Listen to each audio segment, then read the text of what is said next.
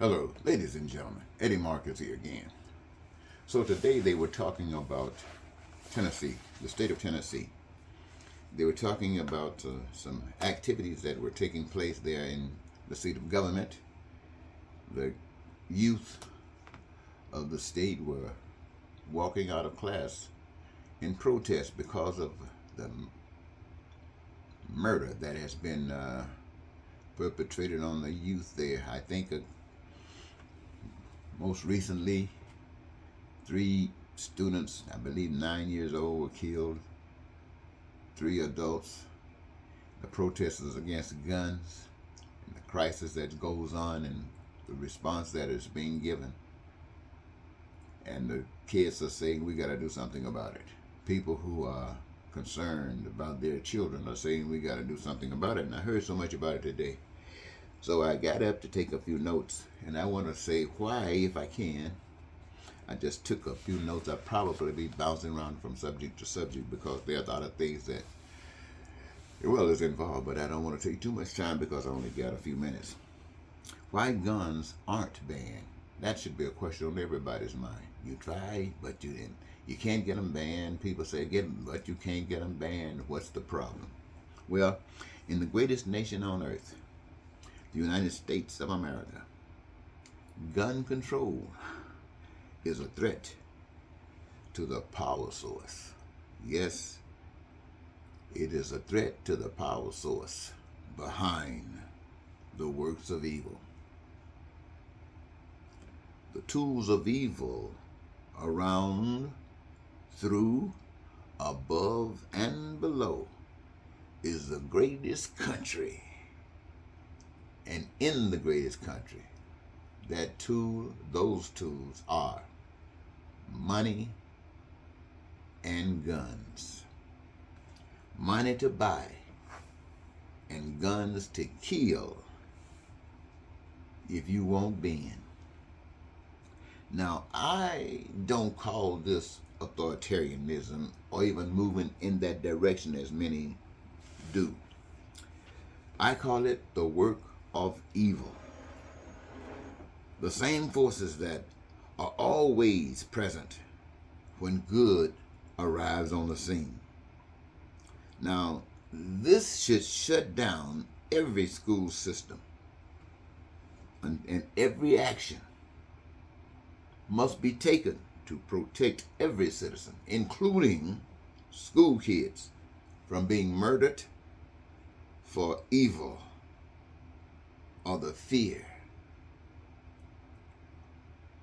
of being white.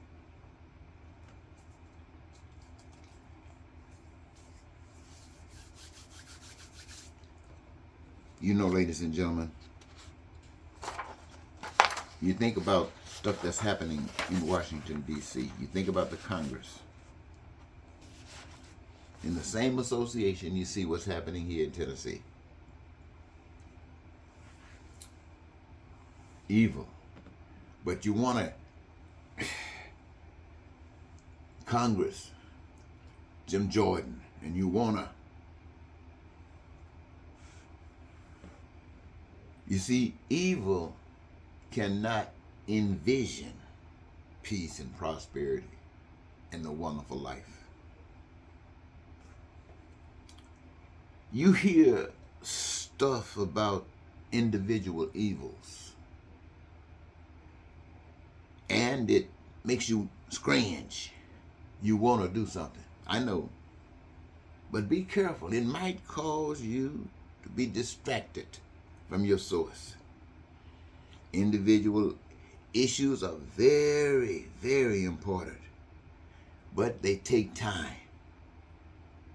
And yet there are so many issues, if you try to deal with them on one-on-one, you'll never finish. So our focus is on the main social and economic justice that concerns the issues at the core of life. You see, the question is, living, what is it? I heard someone say that living is peace. Someone else said that it's prosperity. Another says it's freedom, and yet another says it's joy and happiness.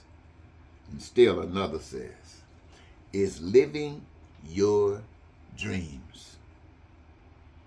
When your needs, when your wants, when your desires are met, this is satisfied living. A time when everyone plays a chosen part in the creation of such a life by using their gifts as their role in this life's development, partnershiping with the source of creation, seen, unseen, to produce life. But what is it that may tempt life down a different path? Because I know what I just got through explaining is wonderful. Conflict, poverty, bondage, pain and suffering. A path that requires lying and cheating, stealing and killing, hatred and racism and bigotry, terror and war. Where you got the haves and you have the have-nots being denied the basic human rights for all people. What compels so many to walk this path? Well, if you look deep enough, you might answer that question by observing the end results. Close observation reveals that all humans want basically the same things. You hear what I say? All humans want basically the same things when it comes to the things of life. You see, human beings, all of us, were made that way. The challenge is how? How do you achieve this life? Well, the true path was laid out at the foundation. Whoever walks that path automatically are satisfied. Yet, every human has the power of choice to seek out their own path. One is real, the other is deception. The path, one is real and one is deception. In such a predicament, humans do not know the way out. Being led by the heart will lead to life, lived of dreams fulfilled. Being led by deception produces the other outcome.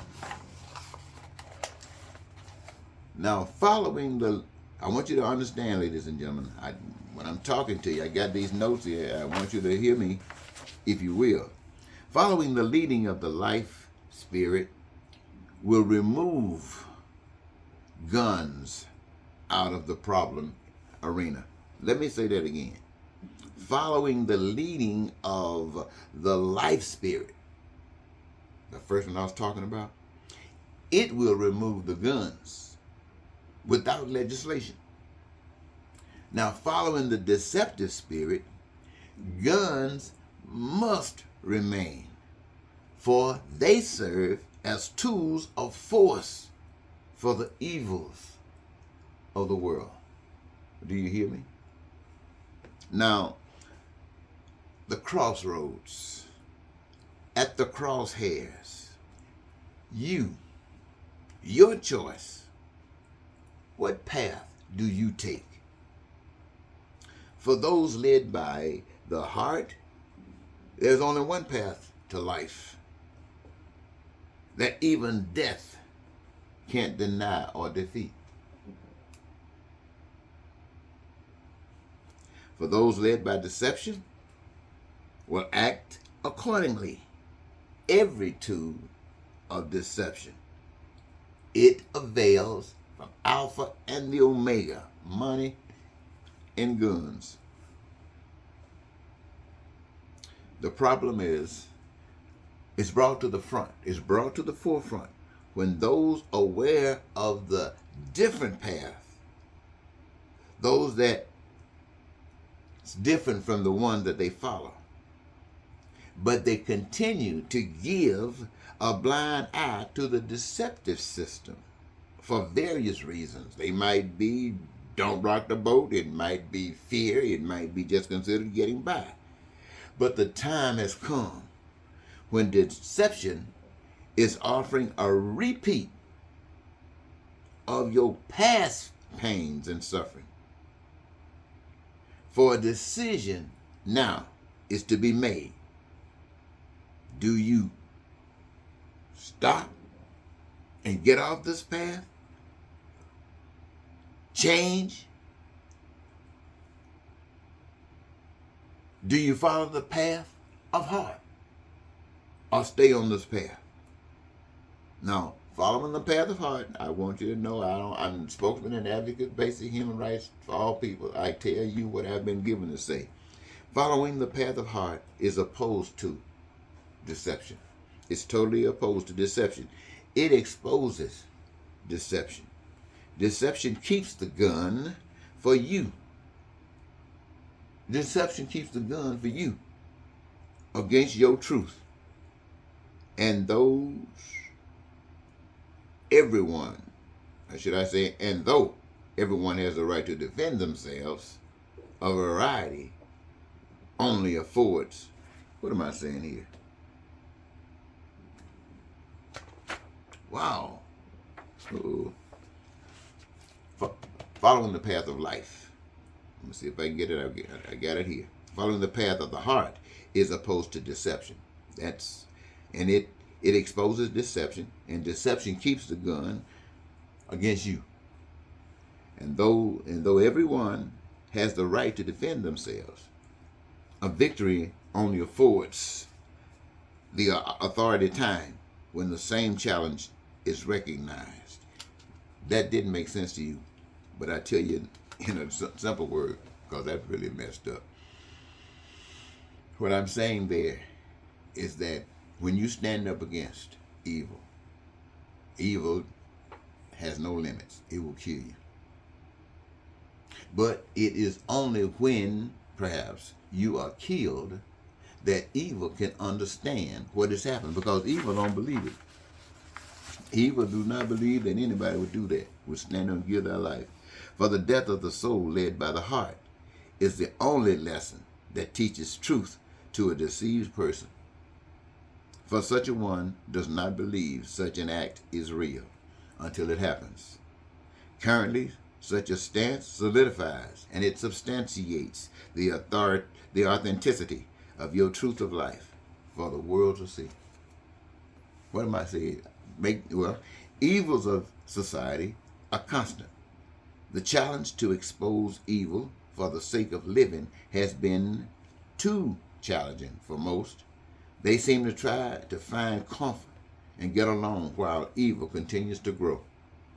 If you are not killed, it must be because society changed to the path of life satisfied, or you were conquered by fear and submitted to the authority of evil. Bluntly put, we all in this world, and there's a way of life that we can have heaven, and there's a way of life that we can have hell. The way of life that we can have heaven was designed from the beginning, just like your body put together. The road to life has been put together just like that. It's there. In order to get to that life, you must walk that path on that road. It's the natural path of life.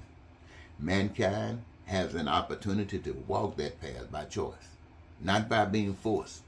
You weren't made to just forcefully walk it.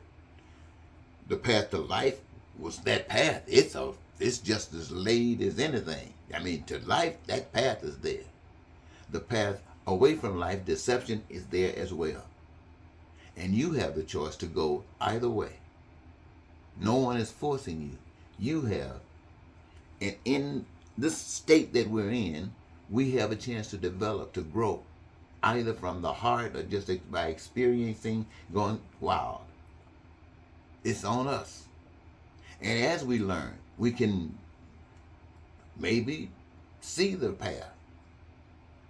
But the path, my friends, to the path of life is from the heart. That's the spirit. The path of deception is not trusting the spirit. The path to this other thing is by trusting something you can see. You can't see who made the world.